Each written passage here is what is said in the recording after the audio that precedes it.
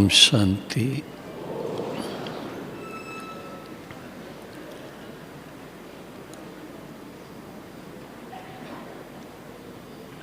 परमपिता शिव बाबा और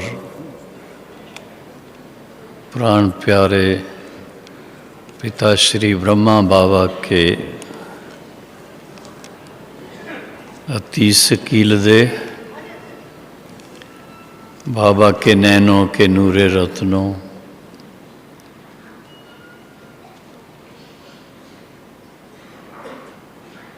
विशेष 2018 के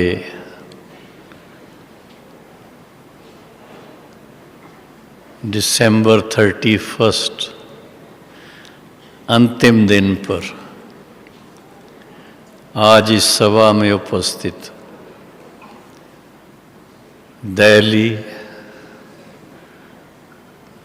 जोन, दिल्ली सिर्फ नहीं पर दिल्ली जोन, आगरा जोन, सब जोन व अन्य स्थानों से देश विदेश से आए हुए भाई बहनों को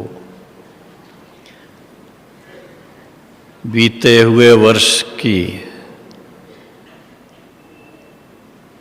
मुबारक, क्योंकि सभी बहुत अच्छी तरह से अपना साल बिताया।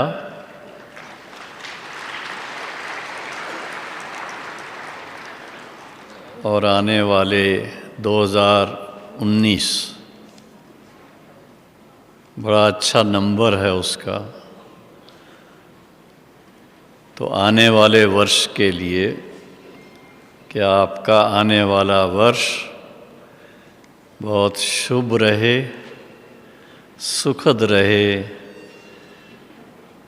बाबा के समीपता का अनुभव करते रहें और संगम युग की जो सबसे श्रेष्ठ अनुभूति है, अति इंद्रिय सुख का अनुभव करते रहें। उसका आधार क्या है? आज उसका आधार जो टॉपिक दी गई है, मुझे सुन तो ली होगी आपने सवेरे, क्या सुनी थी? योगी जीवन का आनंद क्या है? तो दुनिया में भी योगी हैं, आप भी योगी हैं, हम भी योगी हैं। ऐसी क्या बात है जो योगी जीवन विशेष माना जाता है?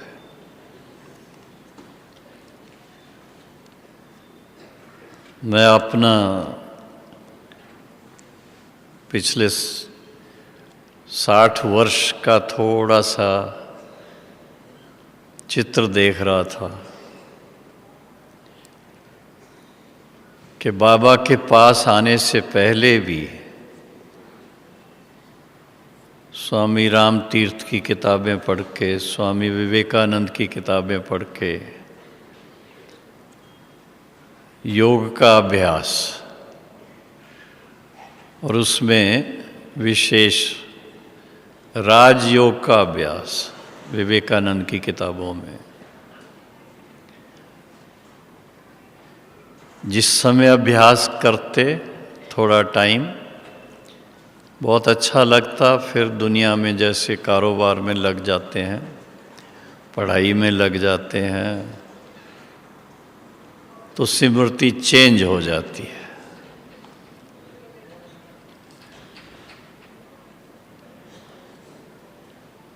और फिर बाबा के बन गए,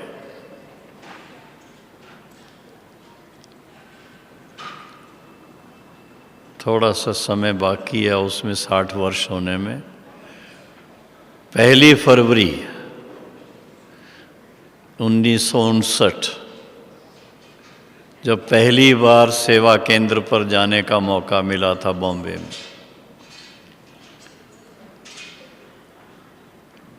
और इसीलिए गए थे। हमारे एक मित्र ने हमें बताया कि बहनें योग सिखाती हैं,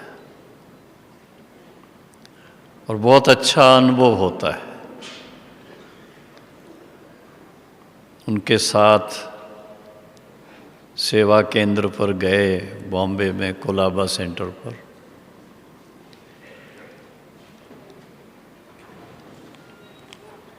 पहले दिन तो योग नहीं सिखाया, दूसरे दिन भी नहीं सिखाया, तीसरे दिन भी नहीं सिखाया, क्योंकि एबीसी सिखा रहे थे। एबीसी समझते हैं? योग की एबीसी: आत्मा, बाबा, फिर कनेक्शन। चौथे दिन योग का अभ्यास किया और उस समय का जो अनुभव था बहुत अद्भुत, बहुत अनोखा अनुभव था। जैसे जैसे मन में सोचना शुरू किया, जो पहला पहला लेसन मिलता है कि हम शुद्ध आत्मा हैं, शांत स्वरूप हैं, शिव बाबा की संतान हैं,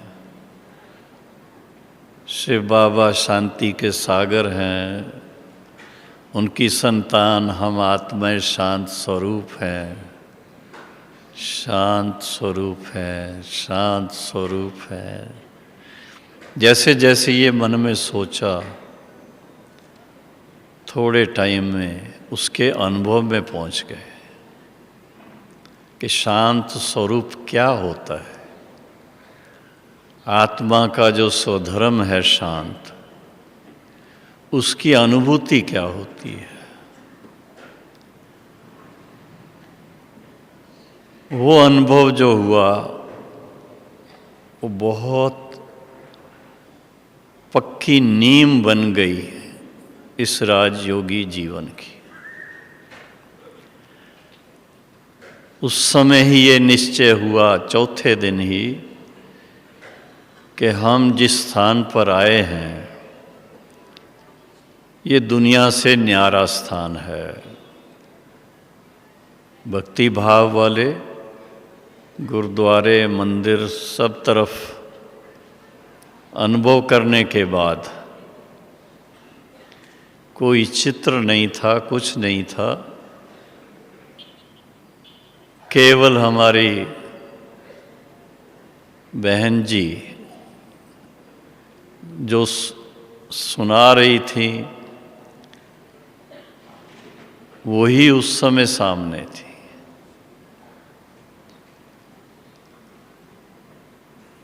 लेकिन तब से लेकर के जैसे जैसे ज्ञान सुना और अभ्यास करना शुरू किया तो धीरे धीरे समझ में आने लगा कि शिव बाबा हम बच्चों को कहते हैं, निरंतर मुझे याद करो।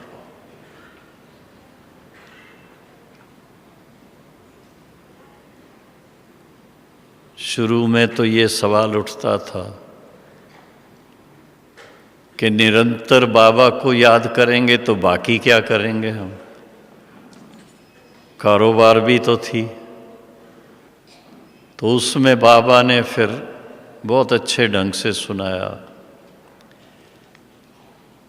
कि विशेष रूप से बैठकर याद करना वो सदा नहीं हो सकता। वो हठ योगियों का काम है कि हर समय चौकड़ी लगा करके बैठे रहे। ये बड़ा नेचुरल याद का अभ्यास बच्चों को ये करना चाहिए। तो उस पर विचार चलने लगा कि चलते फिरते कैसे याद करें, कारोबार में कैसे याद करें। सभी जानते हैं उमंग बहुत होता है, अभ्यास करने की कोशिश भी करते हैं, पर कारोबार में इतना व्यस्त हो जाते हैं कि वो बुद्धि से निकल जाता है। निरंतर याद में मन लगा रहे वो बड़ा कठिन है। बाबा ने खास हम बच्चों को, साकार बाबा की बात कह रहा हूँ, बाबा हम बच्चों को अच्छी तरह से अभ्यास कराने के लिए खास मुरली के द्वारा या व्यक्तिगत पत्रों के द्वारा याद दिलाते रहते थे। बच्चे सेवा समाचार तो बहुत अच्छा, अपना याद का चार्ट भेजो, बाबा की याद में कितना समय रहे। अगर किसी ने लिख के भेज दिया कि मैं 8 घंटा याद में रहा, तो बाबा उसको स्वीकार नहीं करते थे। हालांकि बाबा ने खुद मुरली के अंदर ये सुनाया कि 8 घंटा याद के लिए है, अथवा 8 घंटा ईश्वरी ज्ञान की बातों के लिए है, 8 घंटा आराम करने के लिए है, और 8 घंटा लौकिक कारोबार करने के लिए है। पर जब मुरली में हम सुनते कि निरंतर याद करना चाहिए, तो फिर क्या किया जाए? नहीं करते तो चार्ट में लिखते तो सच लिखना होता। सत्य बाप को जब पत्र भेजना है तो झूठ मूठ तो चलेगा नहीं, और अगर लिख भी देंगे झूठ मूठ तो बाबा पकड़ लेगा।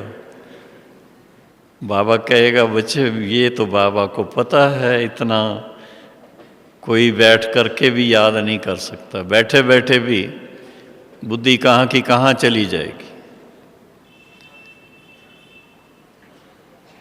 उन दिनों में बाबा को जो चार्ट भेजते थे, बाई चांस किसी ने अगर ये लिख के भेजा कि मैं 6 घंटे योग में था,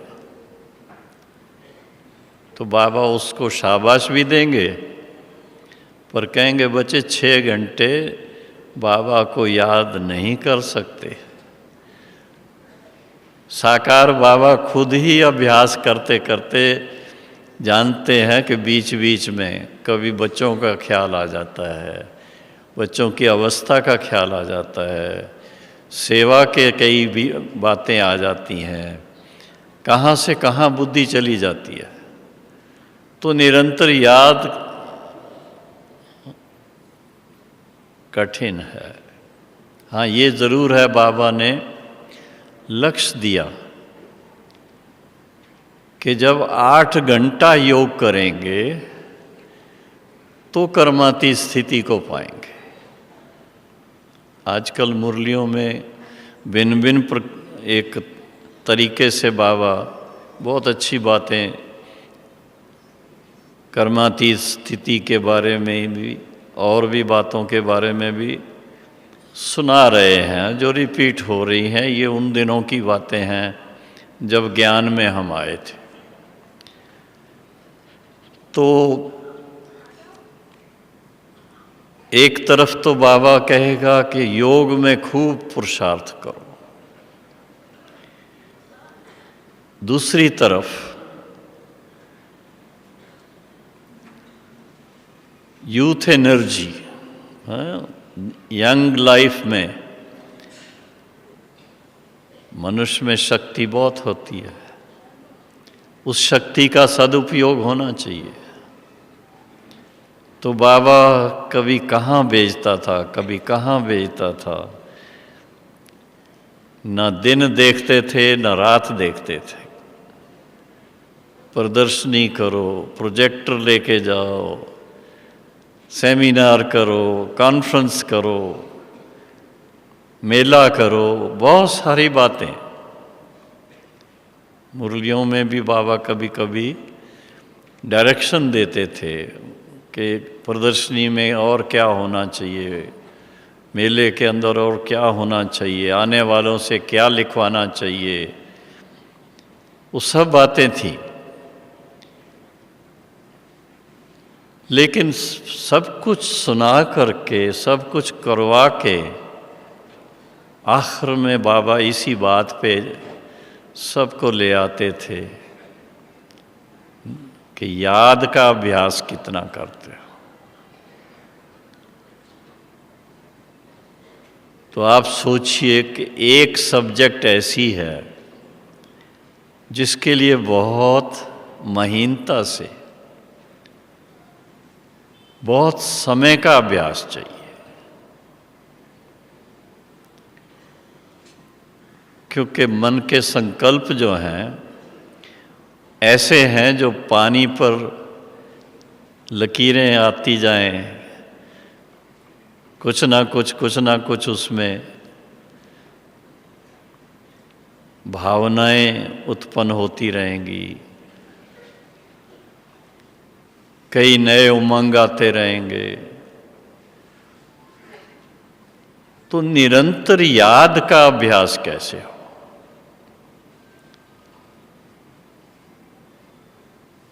निरंतर, अंतर ना पड़े। तो बाबा ने हम बच्चों को,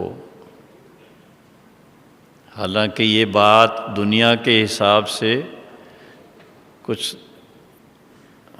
अजब सी लगती है, संसारिक जीवन में कोई मानने को तैयार नहीं होता कि योगी जीवन आप जी सकेंगे। सभी को अनुभव है, खासकर हम लोगों को तो बहुत ही अनुभव ऐसे हुए, जब किसी को ज्ञान की बात सुनाने लगते तो क्या उत्तर मिलता था। हमें ही कहते थे, बच्चे अभी तुम बहुत छोटे हो,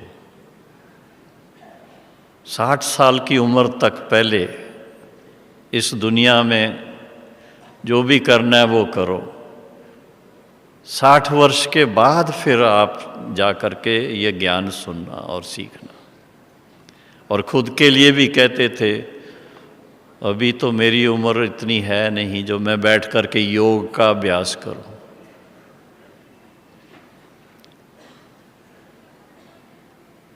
पर सभी जानते हैं कि कलयुग में घटनाएं तो बहुत होती हैं, सभी कोई 100 साल तक नहीं जी सकते हैं, सभी कोई 80 साल तक भी नहीं जीते थे। उन दिनों में तो एवरेज एज ही बहुत कम थी।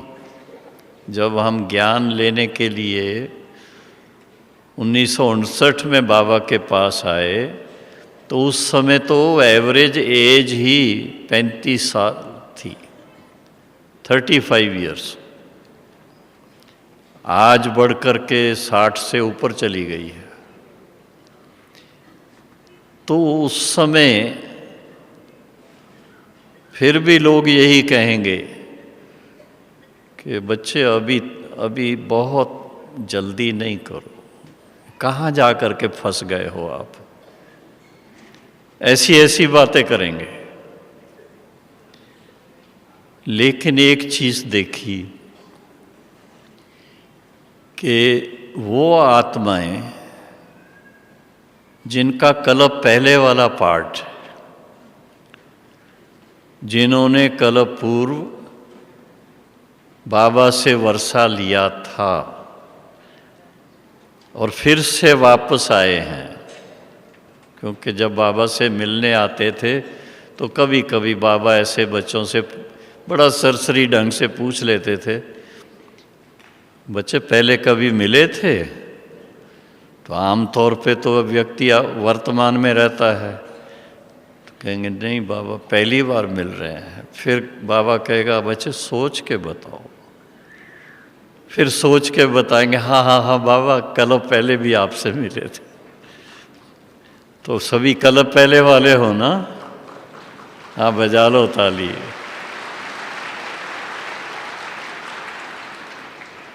कल पहले वाले जो बाबा के बच्चे हैं उनका उमंग जो है वो कभी कम नहीं होता है। अभ्यास करते हैं, अभ्यास करने में दिक्कतें भी ज़रूर आती हैं। आप सोचेंगे कौन सी दिक्कतें आती हैं? 63 जन्म में, द्वापर और कलयुग के जो 63 जन्म हैं, उसमें जो हिसाब किताब बना हुआ है कर्मों का, पता नहीं कहाँ कहाँ किस किस के साथ, किसी के साथ सुख देने का, किसी के साथ दुख देने का या लेने का, किसी को सुख देने का और किसी से दुख लेने का, ऐसे ऐसे हिसाब बने हुए हैं। वो जब सामने आते हैं तो फिर याद की बजाय उसकी चिंता में मन लग जाता है। निरंतर याद कैसे रहेगी फिर?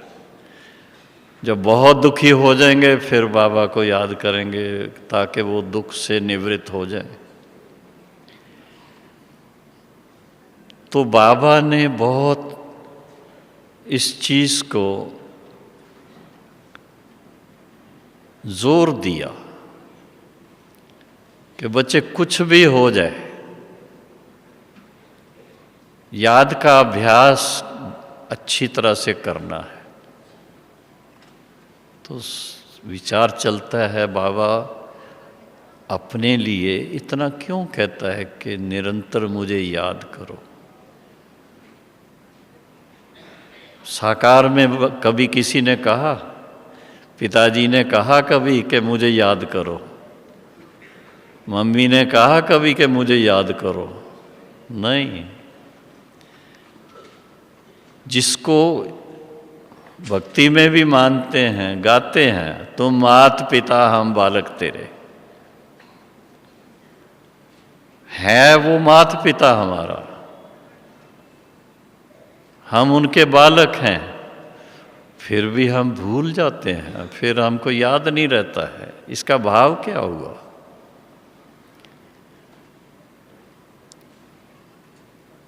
तो उसका भाव यही है कि जिस भावना से बाबा ने कहा मुझे याद करो, वो स्वरूप याद नहीं रहता है।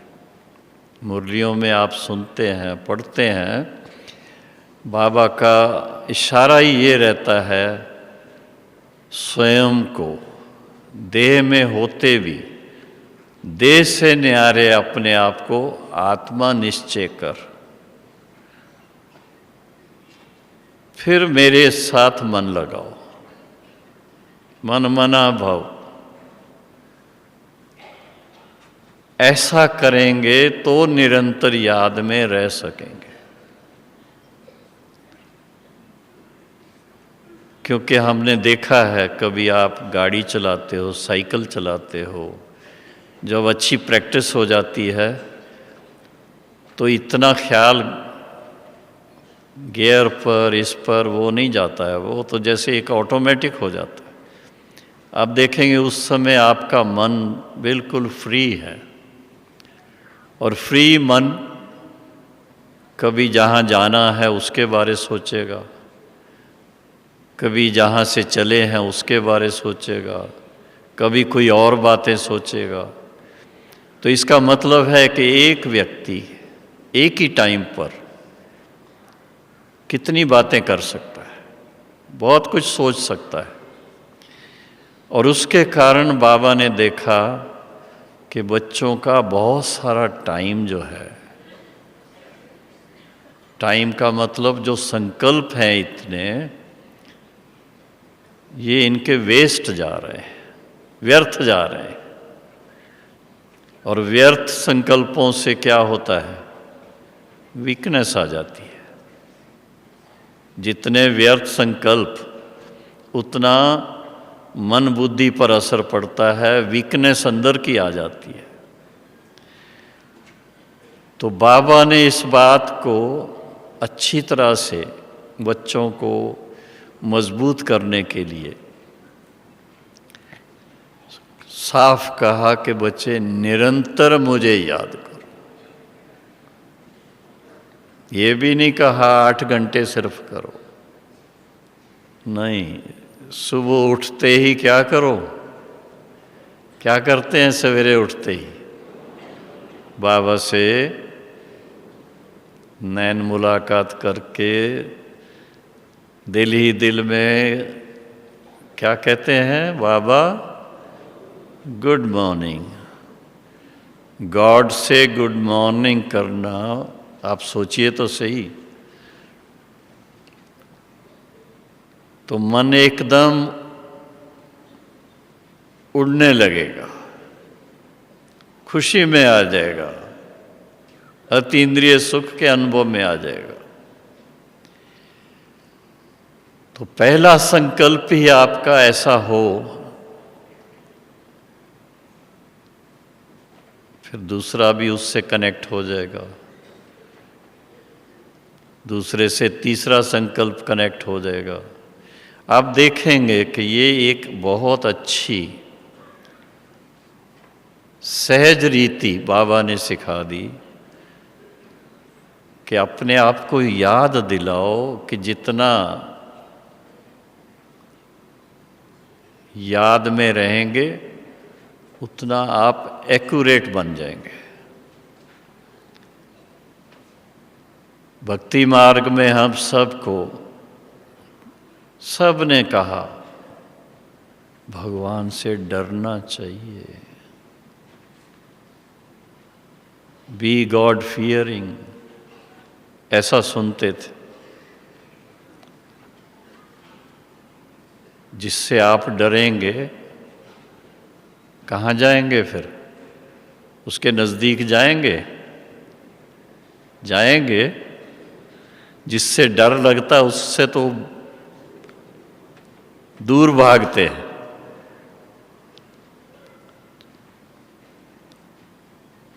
छोटे बच्चों को कभी बहुत रोते हैं बिला वजह, कोई बहुत ज़्यादा तूफान करते हैं तो बच्चों को डराते हैं, अरे देखो वो बाहर काला कपड़ा पहने हुए वो आ गया, कोई तेरे को पकड़ के ले जाएगा। वो बच्चा सहम जाता है, चुप हो जाता है, उस समय टेम्परेरी होता है और सच्चाई नहीं होती है। वो बच्चा कहीं धीरे से बाहर जाके देखे तो वहाँ कुछ भी नहीं है।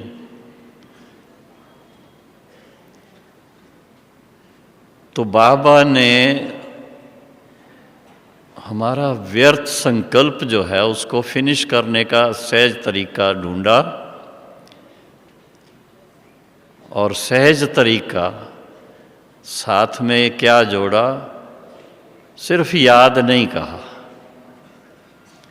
बहुत प्यार से बाबा के साथ मन लगाओ, प्यार के साथ।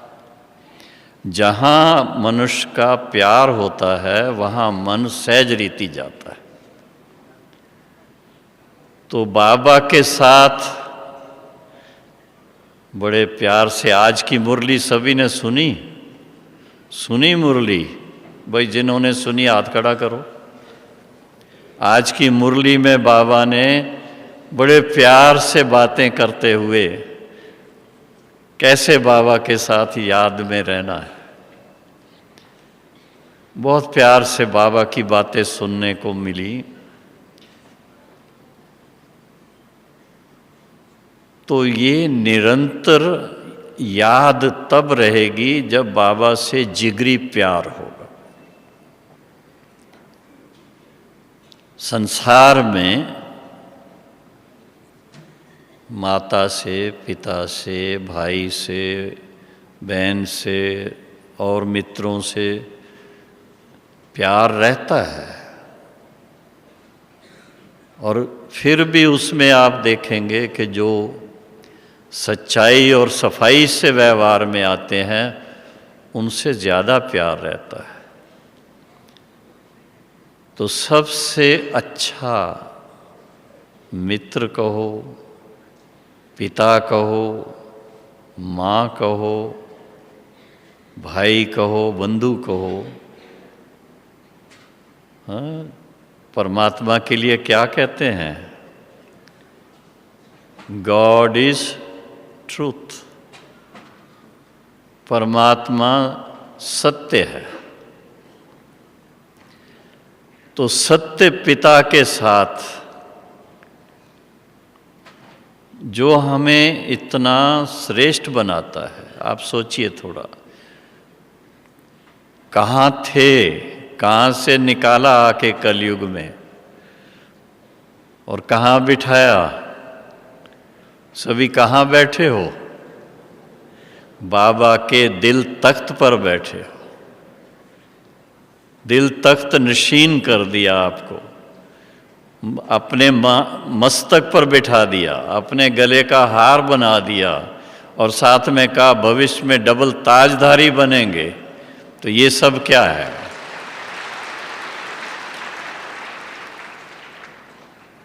इसको कहते हैं खुदा दोस्त। ऐसा दोस्त जो हमारी किस्मत को ही बदल दे, ये ऐसी किस्मत बना दे को दुनिया में कोई नहीं बना सके।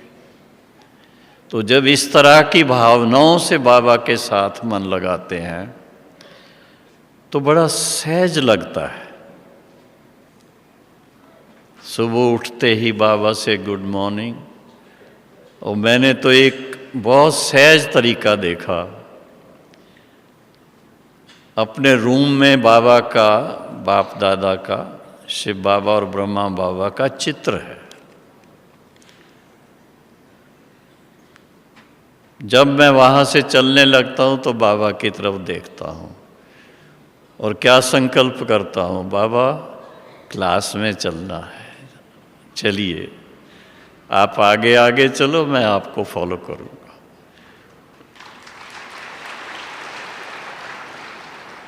कोई भी कार्य करने के लिए कहीं जाना हो तो बाबा की तरफ 1-2 सेकंड भी मन लगा के बाबा को साथ लेके चलते हैं। तो देखा गया है कि अगर हम बड़ा सहज कर दें अपने पुरुषार्थ में इस बात को, तो निरंतर योगी बन सकते हैं। मुश्किल नहीं लगेगा फिर। God is just a thought away, English में बोलते हैं। भगवान सिर्फ एक संकल्प मात्र दूर है। यही तो बाबा कहता है, आप दिल से संकल्प करो, मैं हाजिर हो जाता हूँ। साकार बाबा के समय हम अच्छी तरह से ये अनुभव करते थे, बाबा को देखते थे, साकार बाबा वैसे कोई दूसरी बात में उनका मन होगा, पर जब जैसे ही हम उस भावना से बाबा की तरफ देखते, बाबा के नैनों में वो क्या कहूँ, एक समुंदर का, जैसे समुंदर हो प्यार का, वो आंखों में देखने में आता था। और उनके चेहरे पर वो रौनक आ जाती थी, चेंज आ जाती थी फट से। महसूस होता था, वाइब्रेशन ऐसे आते थे।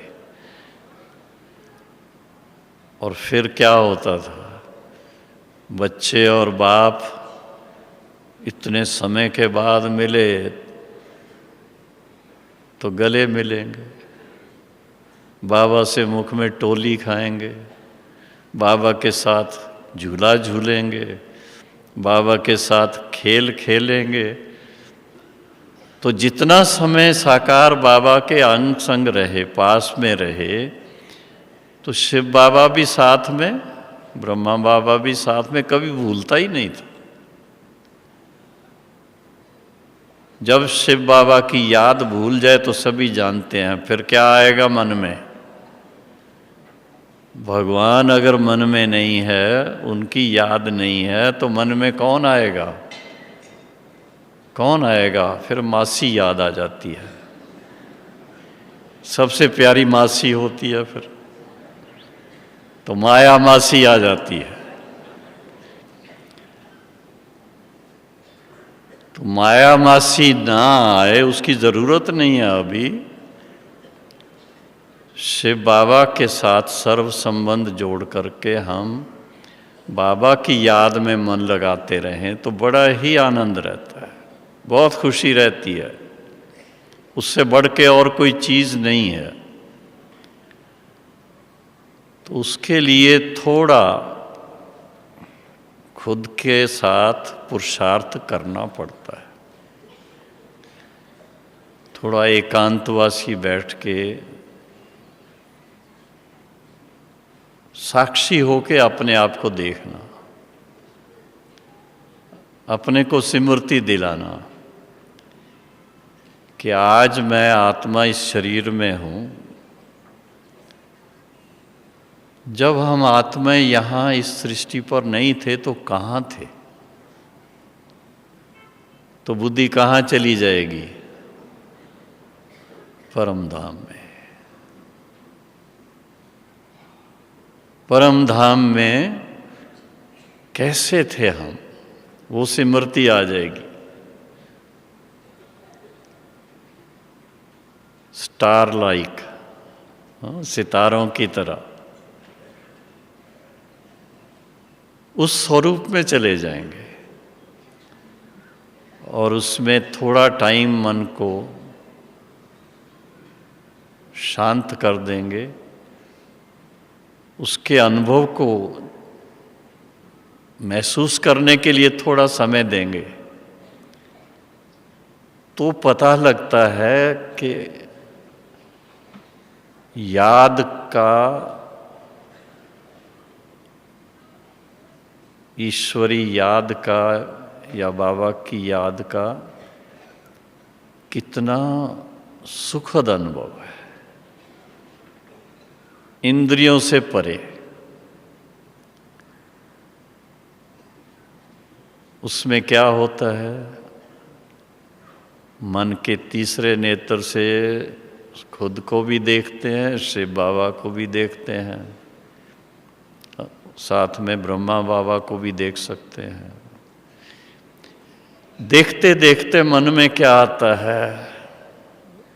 बाबा, इस सारे संसार में आपको सब ढूंढ रहे हैं।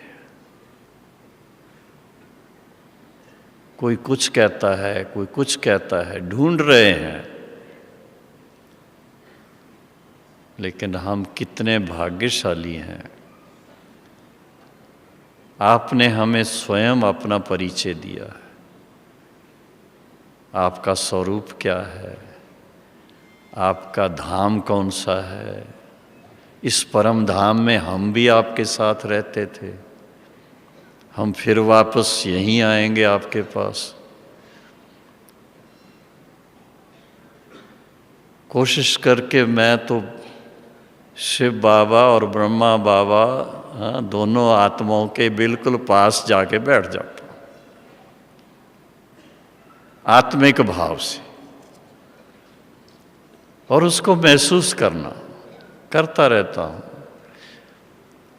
और उसमें देखा गया है कि आत्मिक सुख क्या होता है, अति इंद्रिय सुख क्या होता है। क्यों? उस समय आपको बाकी सब बातें भूल जाती है। एक हम और हमारे बाप दादा, वो भी अपने असली स्वरूप में, देह की कोई उसमें याद नहीं रहती है। जब ऐसी भावना से बाबा के साथ मन लगा रहता है, उसको मनमना भाव कहते हैं। और मनमना भाव अनुभव क्या कराता है? अति इंद्रिय सुख। ऐसा सुख, इतना गहराई का सुख है, दिल होती है बस इसी का स्वरूप बन के बैठे रहे, और कुछ नहीं चाहिए। और ये भी जानते हैं कि जितना इसका आनंद लेंगे, आत्मा उतनी पावन बन जाएगी। जितनी आत्मा पावन बनेगी, ऑटोमेटिकली माला का दाना बन जाएगी। और इसी जीवन में पहले तो अनुभव होता है सचमुच सारे संसार से हम न्यारे हैं और प्रभु के प्यारे हैं, बाबा के प्यारे हैं।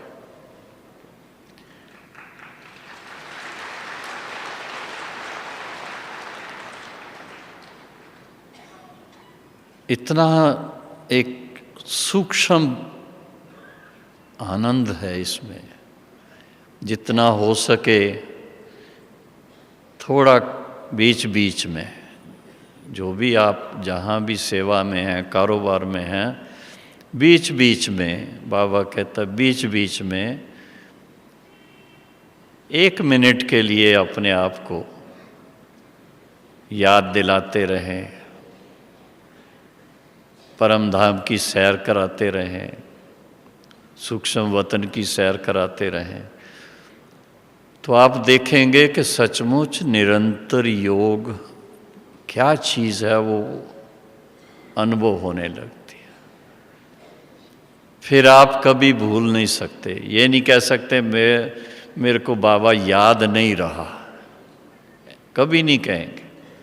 रात को सोने समय भी ऐसा होगा, बाबा से गुड नाइट करेंगे और बाबा के कंधे पे सिर रख के सो जाएंगे। इतनी अच्छी नींद आ जाएगी, गहरी नींद, कोई डराने की बात नहीं आएगी, डरने की बात नहीं आएगी।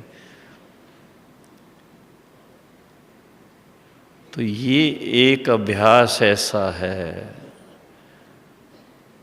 जिस अभ्यास में थोड़ा समय ज़रूर देना पड़ता है और थोड़ा ध्यान, जिसको कहते हैं अटेंशन भी देना पड़ता है। और जितना हो सके हम लोग व्यर्थ बातों से अपने आप को बचाएं। बाबा ने कहा है आप इतने बड़े व्यक्ति हो। कितने बड़े व्यक्ति हैं पता है आपको? देखने में साधारण है लेकिन बहुत महान व्यक्ति हो। बाबा के शब्द तो ऐसे हैं इंग्लिश के, आप वीआईपी हो।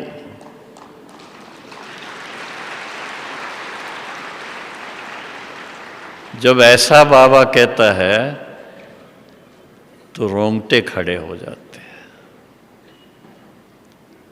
और बाबा कहता है जो वीवीआईपी होते हैं उनका समय बहुत वैल्यूएबल होता है, 1 सेकंड भी वो वेस्ट नहीं जाने देंगे।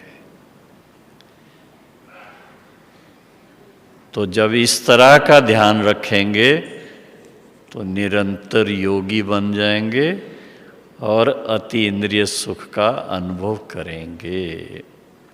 ओम शांति।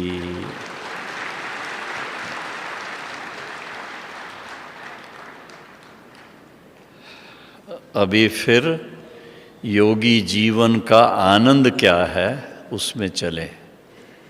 हाँ, सीधा बैठ जाओ सभी।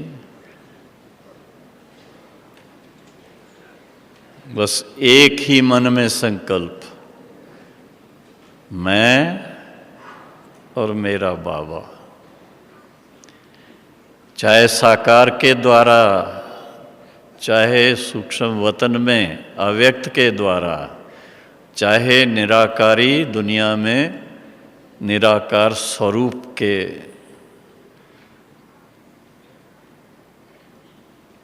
कॉन्शियसनेस में देखो। लेकिन और कुछ अपने आप भूल जाएगा, कुछ भी नहीं याद रहेगा। बाबा, हाँ, जानकी दादी कैसे कहती है, मेरा बाबा। तो बाबा को याद करना माना वीआईपी बन जाना। बस इतना ही मैं कहूँगा। जिसने भगवान को पा लिया, जिसने भगवान के साथ मन जोड़ लिया, सारे संसार में उनके जैसा दूसरा कोई नहीं है। वो सबसे धनवान है, सबसे श्रेष्ठ है, सबसे पावन है। ऐसे योगियों को सभी फिर ढूंढते हैं। आप सबको ढूंढेंगे, थोड़ा सा अभ्यास और करना पड़ेगा। तो चलिए बाबा के पास, जैसे बताया ना, दिल से बाबा, और पहुंच गए बाबा के पास।